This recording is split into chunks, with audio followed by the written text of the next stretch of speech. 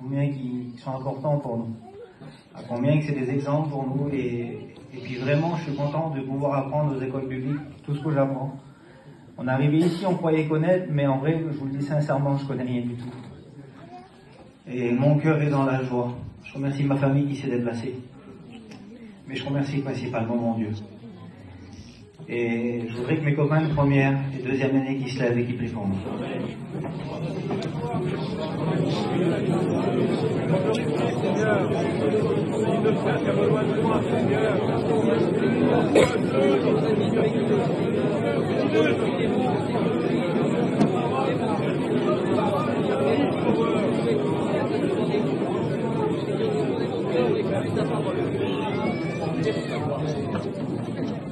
Gloire à Dieu.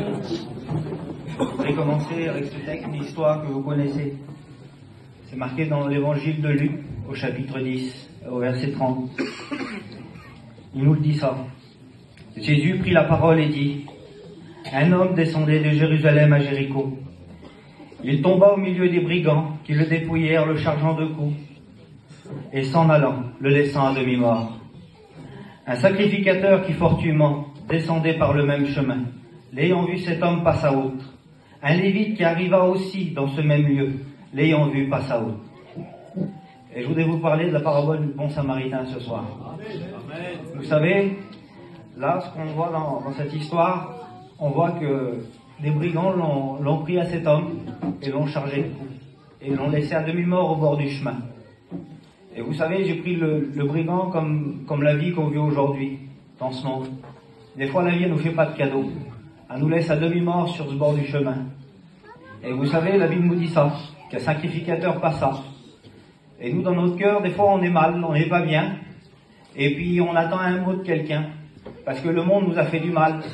Et puis, avec le respect que je dois aux anciens, on attend un mot d'un serviteur de Dieu, puis on dit, celui-là, il va me parler. Ou l'autre, il va me parler. Et puis, des fois, ils font pas attention.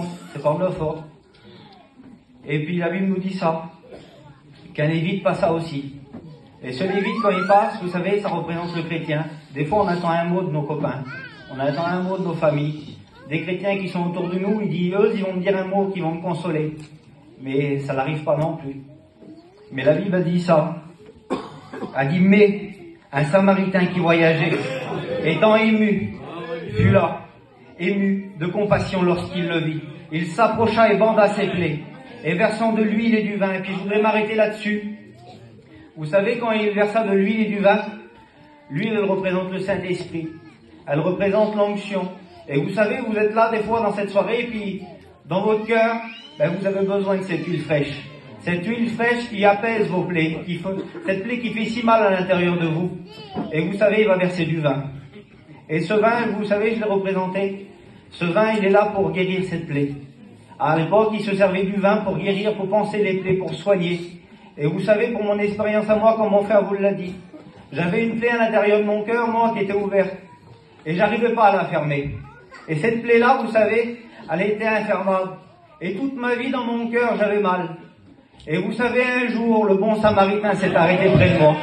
Il a versé cette huile fraîche et ce vin. Et quand il a versé ce vin sur ma vie, cette plaie, elle s'est refermée.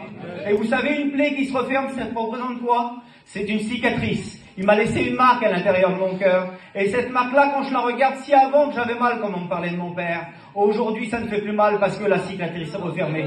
Aujourd'hui, c'est cette espérance qu'un jour mes yeux le verront. Vous savez, je vais terminer avec ce texte-là. Et je n'irai pas plus loin. Il nous parle de ça dans Philémon 1,15.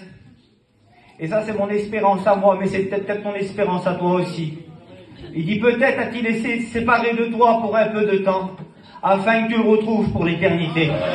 Et bientôt, je vous le dis, nous reverrons nos bien-aimés. Ceux qui nous ont devancés, nous les reverrons. Alors consolez-vous avec cela. Acceptez le Seigneur, faites cette expérience, et que Dieu vous bénisse. Amen. Seigneur Jésus, je te loue, je te rends gloire et honneur, Seigneur. Seigneur, merci, Seigneur Jésus, pour ta parole. Parce que ta parole, Seigneur Jésus, elle a été annoncée.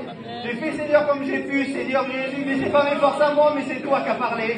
Seigneur Jésus, bénis cet auditoire, Seigneur. À toi revient toute la gloire éternelle. Amen. Amen. Amen. Merci au Seigneur. Gloire à Dieu. Vous savez, ce n'est pas des sentiments familiales. C'est la vérité de l'évangile. Mon cousin, c'est un jeune garçon, il n'est pas marié. Vous voyez, il est là pour servir le Seigneur. Et voilà, que Dieu soit béni. On priera pour que Dieu lui donne une compagne qui sert, qu'elle soit près de lui, et qu'elle l'aide en plus. C'est important que Dieu soit béni. On remercie le Seigneur pour ça. On va écouter les frères de deuxième année maintenant. On va nous diriger dans les chants cantiques. Et ensuite on écoutera la bonne parole du Seigneur. Que Dieu vous bénisse à tous.